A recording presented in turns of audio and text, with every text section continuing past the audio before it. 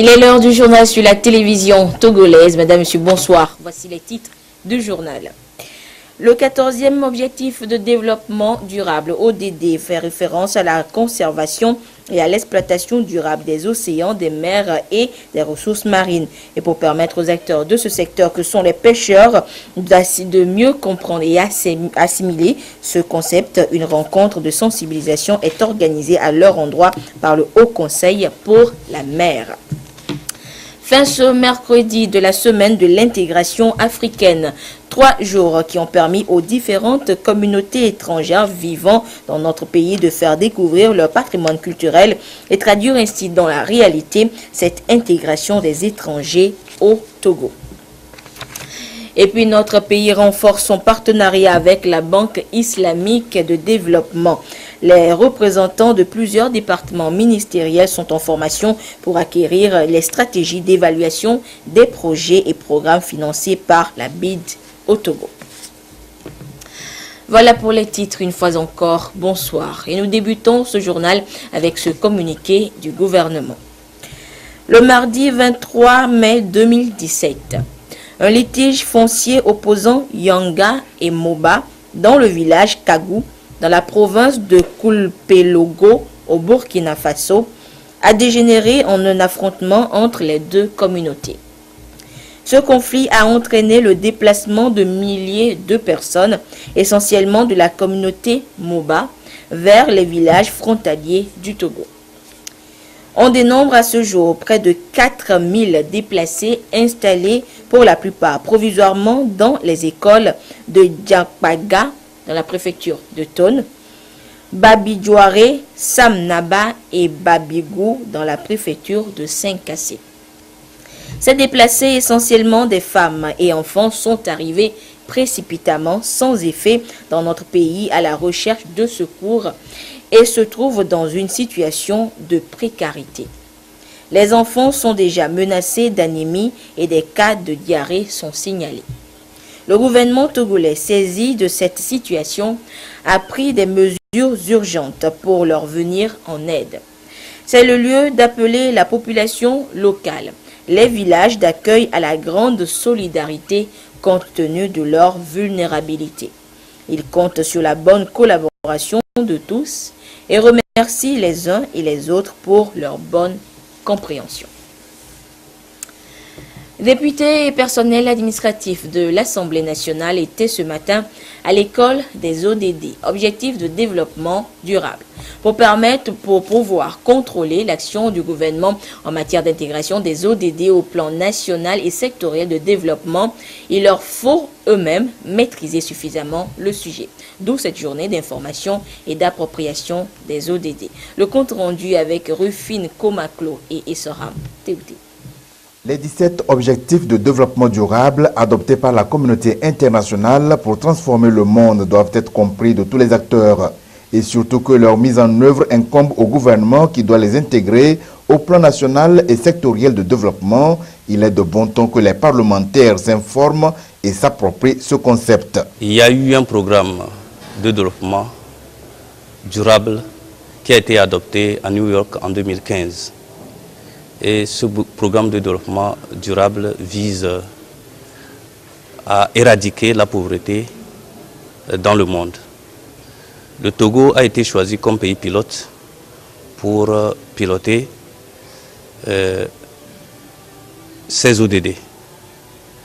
Or, comme vous le savez, les précédents programmes mondiaux, notamment l'OMD, n'avaient pas pris en compte le Parlement, qui est une institution centrale dans la gouvernance des politiques publiques.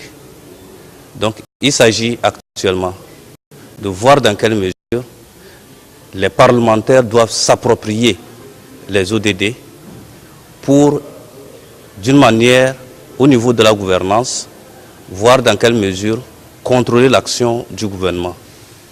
Donc, l'objectif de cet atelier aujourd'hui est de permettre aux parlementaires de s'approprier les 17 objectifs et de veiller à la mise en œuvre de ces objectifs. Les parlementaires et le personnel administratif de l'Assemblée nationale ont eu donc droit à une communication qui prend en compte les fondements, les principes directeurs et la structuration de ces ODD en fonction de ces trois dimensions économique, sociale et environnementale. Le communicateur Gervais Meachi s'est appesanti sur le processus d'intégration de ces ODD au plan national de développement PND en cours d'élaboration et le forum politique de haut niveau auquel prendra part le Togo dans les jours à venir à New York.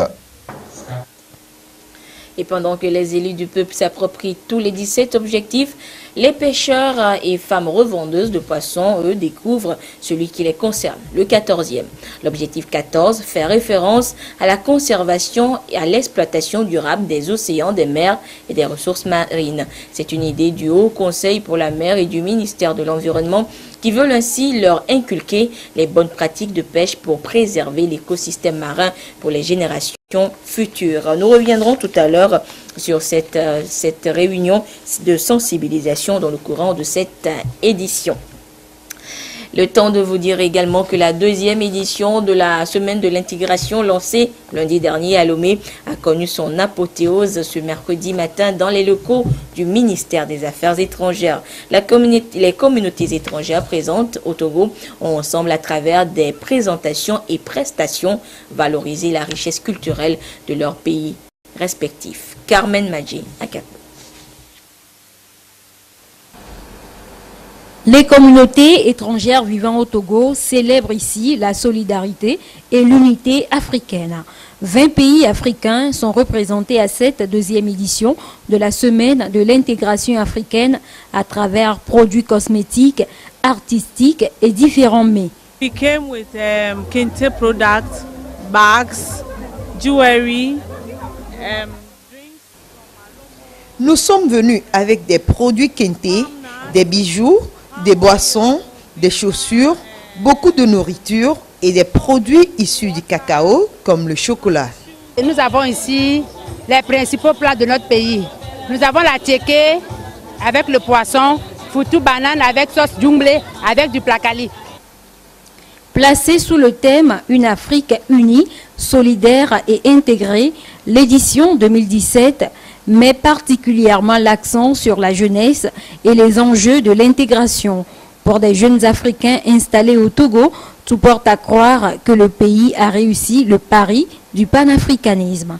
Je me sens bien au Togo, c'est tranquille, c'est relax.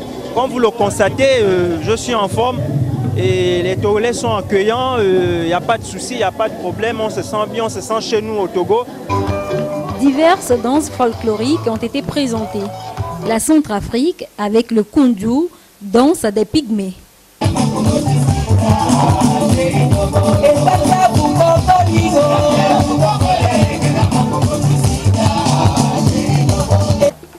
La Guinée-Conakry avec le Tutumba.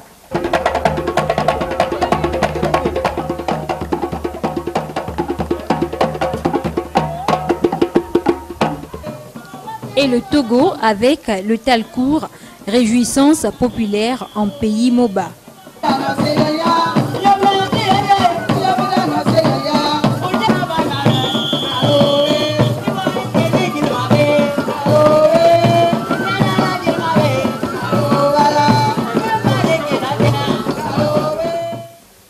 Le ministère des Affaires étrangères et de l'intégration africaine veut par cette action réaliser une organisation politique intégrée de toutes les nations et peuples d'Afrique. L'intégration prônée surtout par l'Union africaine, c'est l'Afrique que nous voulons demain. Une Afrique unie, prospère, solidaire, une Afrique en paix et une Afrique intégrée. Cette deuxième édition de la semaine de l'intégration africaine s'inscrit dans le contexte de la célébration du 54e anniversaire de l'Union africaine axée sur le thème « Tirer profit du dividende démographique en investissant dans la jeunesse ».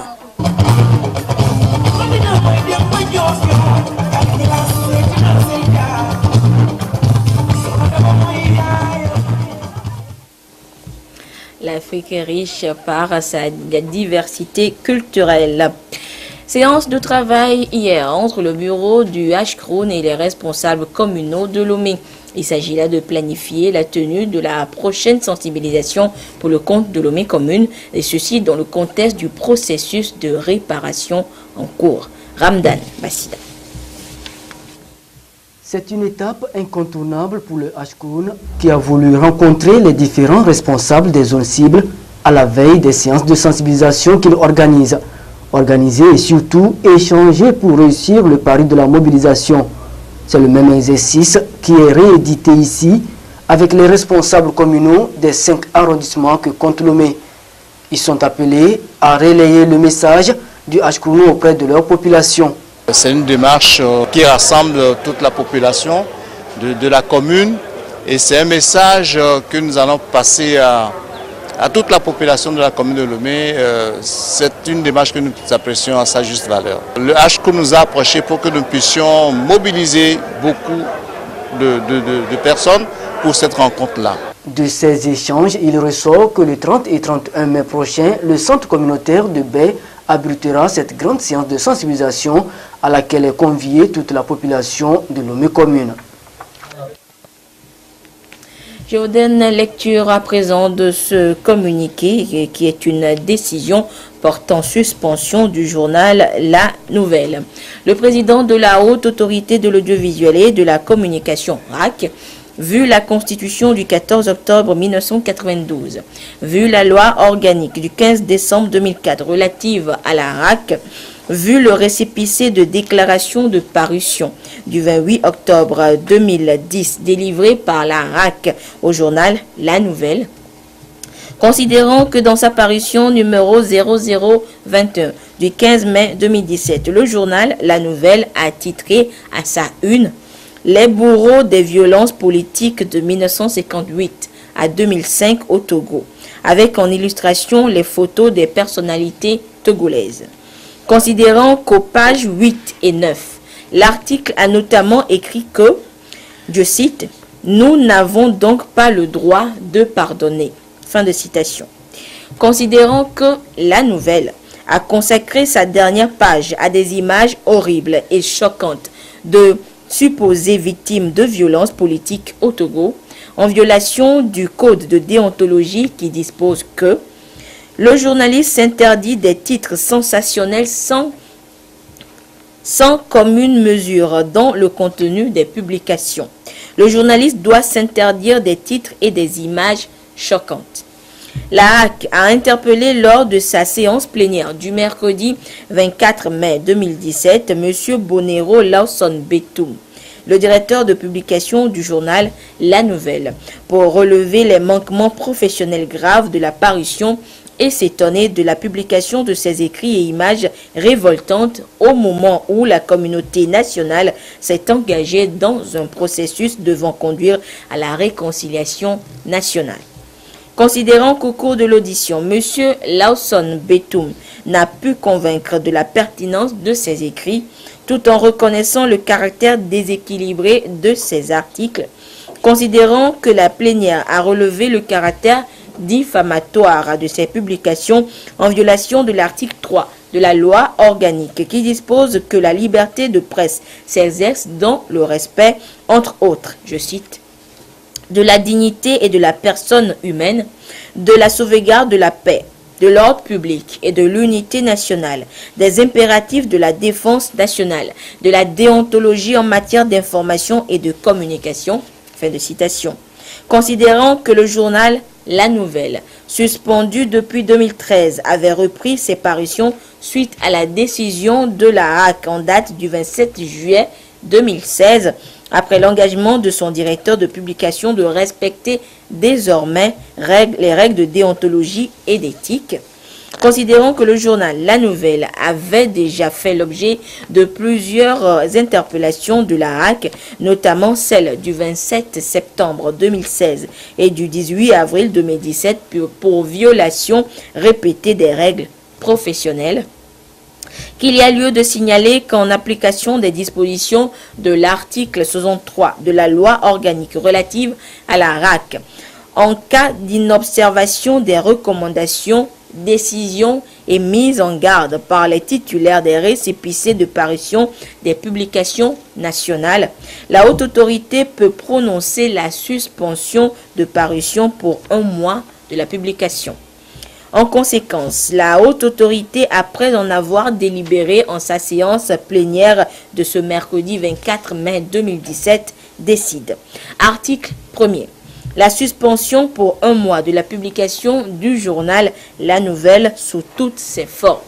Article 2. La présente décision est notifiée au directeur de publication du journal La Nouvelle.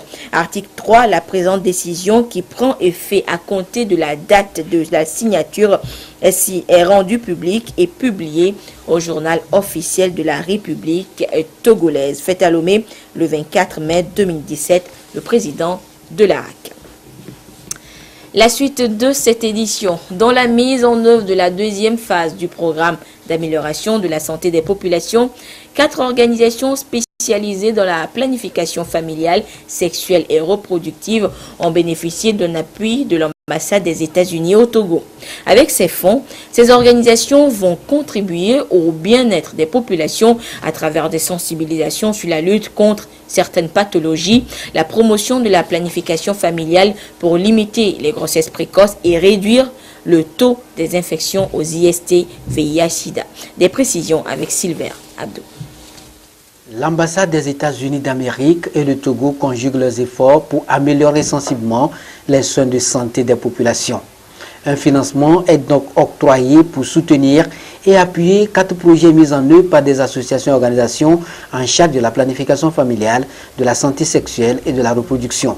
Ces organisations bénéficiaires ont, dans un exposé, fait une présentation détaillée de leurs projets ainsi que les objectifs qu'elles comptent atteindre. Et notre travail, c'est de pouvoir planifier les naissances chez nos bénéficiaires qui sont des femmes séropositives pour pouvoir prévenir la transmission du VIH de la mère à l'enfant. Parmi les bénéficiaires PV-VIH que nous suivons, nous avons un véhicule médicalisé qui ira au niveau des villages périphériques de Lomé. Le véhicule est équipé dans lequel nous allons offrir toutes les méthodes de planification familiale que les femmes vont demander.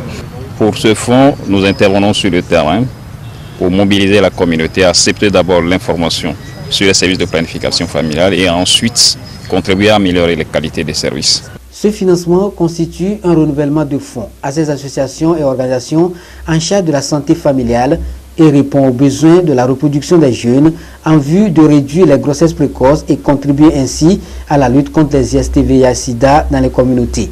Promotion de la santé des populations défavorisées à travers le monde est une grande priorité par les États-Unis. En particulier, le gouvernement des États-Unis cherche à aider d'autres nations à s'attaquer aux problèmes tels ceux liés à la santé maternelle et infantile, la promotion de la planification familiale volontaire et la lutte contre la propagation du VIH-Sida.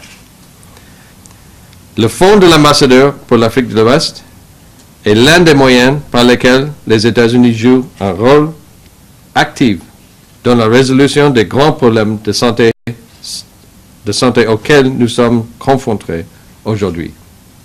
Les subventions du programme Fonds de l'ambassadeur pour l'Afrique de l'Ouest servent également à renforcer les capacités des acteurs et à fournir davantage une large gamme de services de soins de santé de qualité aux populations en vue d'une prise en charge efficace de la santé maternelle, néonatale et infantile.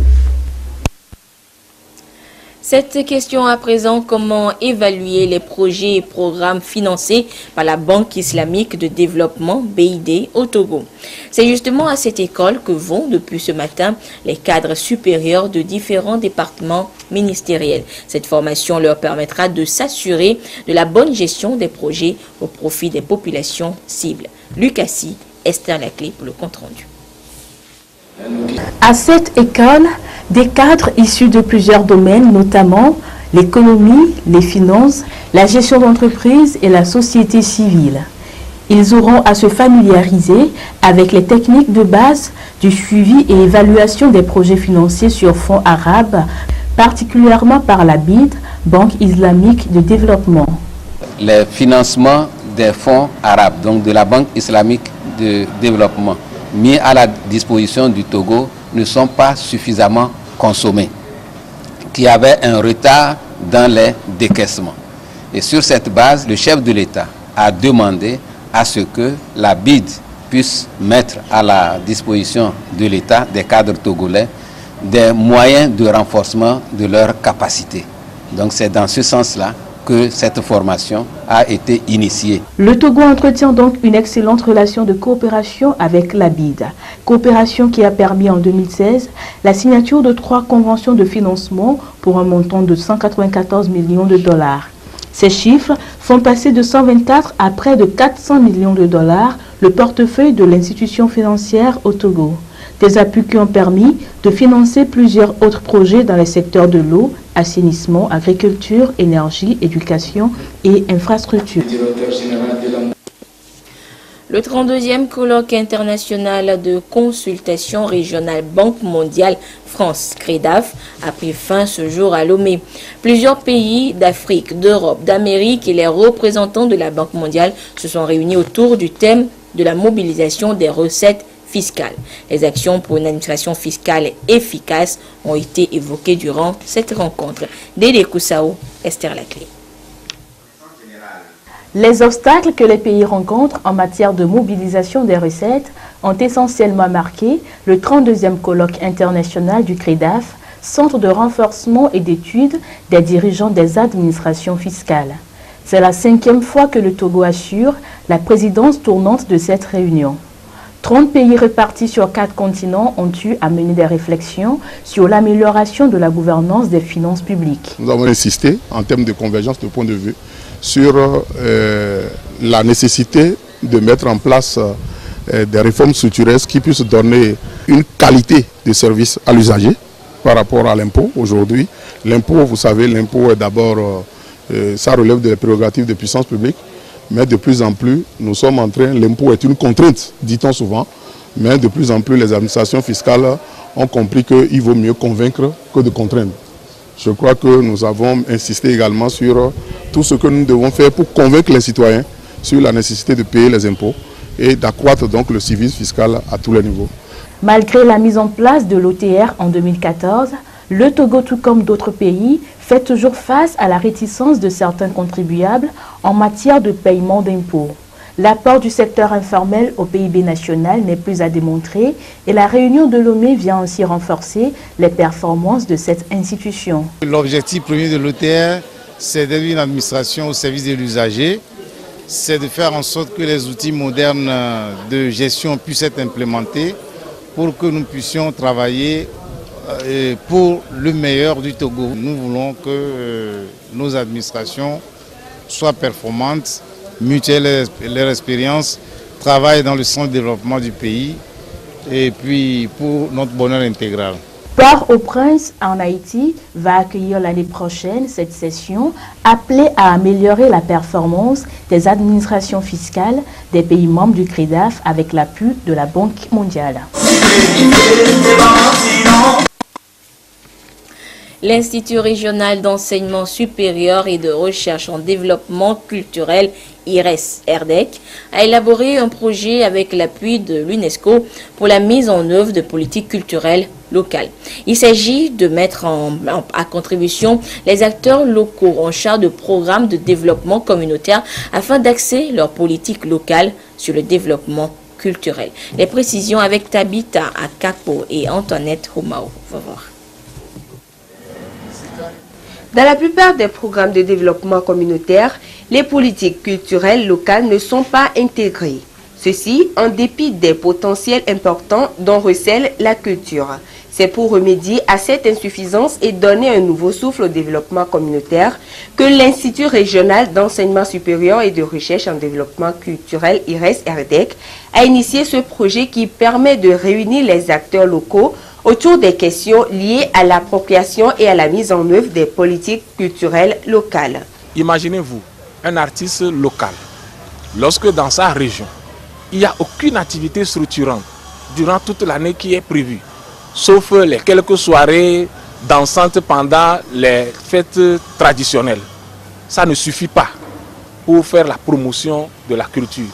Et lorsque c'est comme ça, vous ne pouvez pas demander à un banquier de financer cet artiste parce qu'il ne voit pas la culture autrement qu'une intervention sociale. Et quand vous voyez même au niveau de nos sociétés, de la place, la rubrique qui prend en charge les quelques activités culturelles programmées par nos artistes ou nos associations, c'est socio-culturel.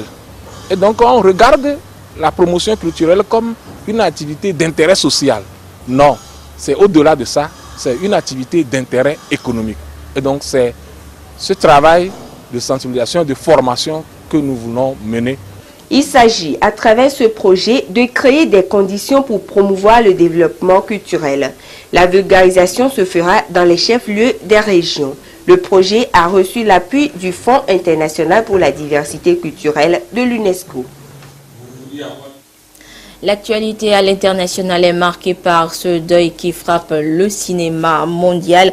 Vous êtes amateur de la saga James Bond, vous l'aurez sûrement connu. Il est l'acteur qui aura incarné le plus grand nombre de fois le détective, de ce mythique détective à l'écran. L'acteur Roger Moore est décédé hier en Suisse. Il avait 89 ans.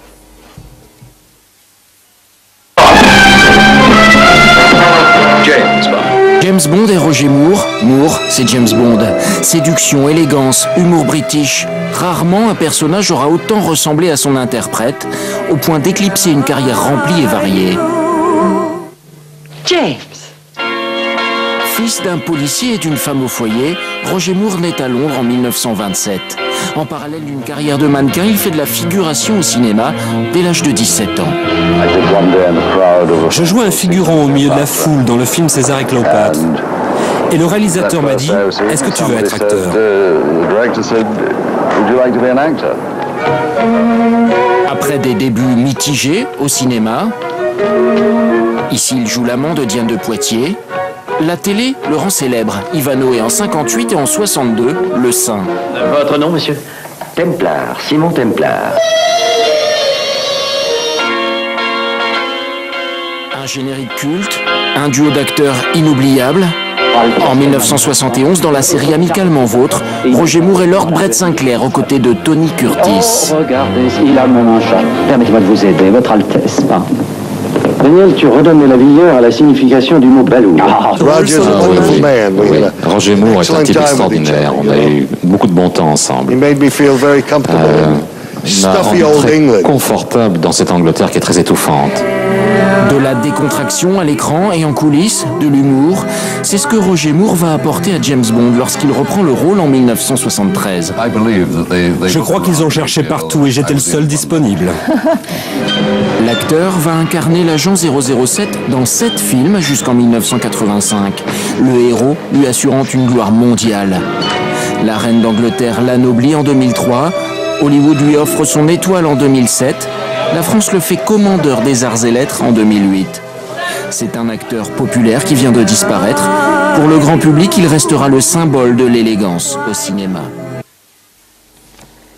Retour en page nationale avec ce retour des étudiants de l'Institut Confucius de l'Université de Lomé qui était en colonie de vacances en Chine. Du 11 avril au 8 mai, 20 étudiants ont pris part à ce séjour de découverte en Chine. Un voyage riche en découvertes et connaissances dont les avantages ont été partagés au cours d'une rencontre avec leurs autres confrères étudiants restés à Lomé. Le compte rendu avec Maoto Adjossi, Augustin Kossi et Sylvain Abdou.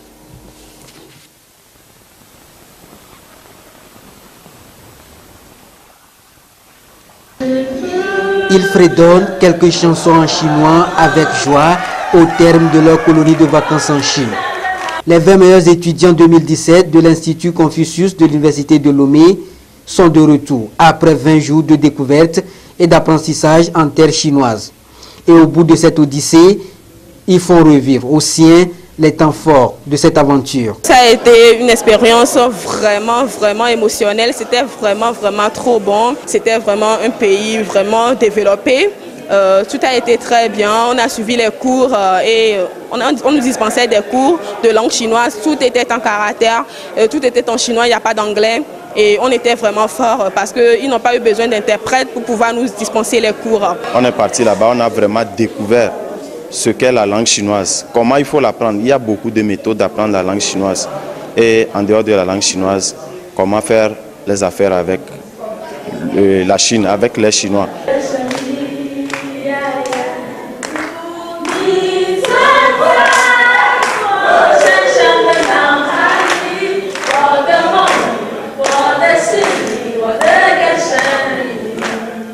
De la découverte des grandes villes chinoises au renforcement de compétences à l'Université des études internationales de Sichuan, ces étudiants se sont frottés à l'univers artistique et culturel de l'Empire céleste. De quoi leur donner goût à la culture et réalité chinoise. Cette colonie s'organise chaque année, donc suite à un examen dénommé HSK. Donc cet examen permet de jauger le niveau en chinois des étudiants et c'est les meilleurs qui sont sélectionnés pour aller en Chine pour les vacances d'été. On appelle ça vacances d'été de 3 semaines. Le plus important pour ces apprenants est de partager ces acquis avec leurs camarades, susciter en eux l'engouement à l'apprentissage de la langue chinoise, les capitaliser afin de les associer à leur cursus universitaire. Des mots et des couleurs, c'est le thème retenu pour l'exposition des œuvres d'art plastique de Tameteku Foli Sena, une exposition ouverte hier au Goethe Institute à Lomé. Et pour amener le public à mieux comprendre ces œuvres, l'artiste accompagne ces tableaux de poèmes dont les vers dont expliquent les œuvres. Les précisions avec Yasmine Kodja et Ekwe Salah. À l'auditorium de l'Institut Goethe de Lomé, les regards sont tournés vers ces œuvres d'art. Les tableaux, 20 au total, qui illustrent l'esprit de créativité artistique du plasticien autodidacte Tameteku Foli Sena. Chacun des tableaux cache une réalité, une histoire que l'artiste relate à travers des poèmes dont les vers expliquent mieux les messages. Dans ce décor pittoresque, les visiteurs ont pu découvrir l'univers artistique et créatif de l'artiste. Je suis tellement ému de voir ces magnifiques œuvres. Particulièrement, c'est la première fois que je fais la connaissance de l'artiste. Et ces œuvres aussi sont du genre unique et caractéristique. Il aborde des thèmes qui ne sont pas très compliqués. L'artiste véhicule un message à l'endroit du public. L'art étant de plus en plus codé, il se fait que le sens premier même de son message n'est pas saisi. Des mots et des couleurs, en fait, des mots, ça se rapporte à la poésie et des couleurs, ça se rapporte à l'œuvre picturale. Comment est-ce que nous accueillons le nouveau-né chez nous? Et vous avez parlé des divinités africaines aussi. Je crois que ces thèmes, quand même, sont des thèmes rassembleurs. Cette exposition est organisée suite à un appel à projet lancé par l'Institut Goethe de Lomé. Et c'est surtout l'habileté de Sena à combiner les mots et les couleurs qui a joué en sa faveur. Puisqu'il est aussi écrivain, poète, il a accompagné ses œuvres de poèmes, permettent de comprendre ses œuvres qui ont quand même un style particulier. Chaque œuvre a sa particularité et étant accompagné de poèmes, on voit qu'il a quand même cherché à transmettre un message. Ces œuvres d'art restent exposées ici jusqu'au 10 juin prochain et d'autres activités du même genre sont attendues dans les mois à venir, toujours l'Institut Goethe de Lomé, pour promouvoir les talents artistiques et culturels cachés au Togo. Direction maintenant le complexe sportif de Boka à Néron où a pris fin ce mercredi le 18e championnat militaire et paramilitaire de volleyball. En finale, la gendarmerie nationale a disposé de la police nationale par 3-7 à 1. Le résumé avec Claude Ama.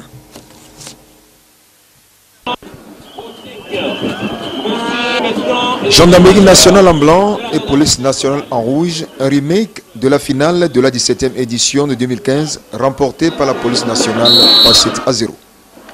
Un vent de revanche pour la gendarmerie qui a donc entamé la partie en pleine confiance malgré quelques ratés. La gendarmerie se ressaisit et enlève le premier set 25-19. La police nationale, sentant le danger se pointer à l'horizon, réorganise son jeu et remet les pendules à l'heure à 1 set partout, 25-22. La partie sera relancée. Les gendarmes vexés ripostent et gagnent le troisième set 25-23. Mais le quatrième set s'annonce décisif pour les deux équipes. La gendarmerie pour gagner et la police pour égaliser. Les gendarmes qui ont été quelque peu inquiétés remettent de l'ordre dans leur jeu et surfent sur leur dynamique pour finalement s'imposer par 25-22, synonyme de revanche et de victoire de la 18e édition. Occasion pour le lieutenant-colonel Agbanapo, commandant du premier riz, de se réjouir de la cohésion et du fair play qui ont régné tout au long de la compétition. Du 16 à ce jour, 9 jours durant, non-stop, 18 équipes se sont succédées sur les terrains de Kweme et de Boka, cumulant ainsi 40 matchs âprement disputés entre elles. C'était des jours d'émotion, de joie et aussi de tristesse entretenus par des folklores et supporters. Mon colonel, je peux vous assurer que le championnat s'est déroulé dans l'ordre et la discipline avec en ligne de mire le fair play et la cohésion. Je dirais tout simplement que c'était une ambiance sportive fort appréciée. Lui emboîtant le pas, le colonel Massina Yatroufei, directeur général de la gendarmerie nationale, représentant le chef d'état-major général des FATS, a félicité tous ceux qui ont contribué au bon déroulement de cette 18e édition avant de clôturer la compétition. Sur le podium des récompenses, la médaille de bronze et une enveloppe sont revenus au RCGP, troisième après sa victoire sur le premier BIR 3-7-0. La médaille d'argent plus une enveloppe sont allées à la police nationale finaliste malheureuse. La médaille d'or, une enveloppe et Dame Coupe ont regagné la gendarmerie nationale. Rendez-vous en 2019 pour la 19e édition.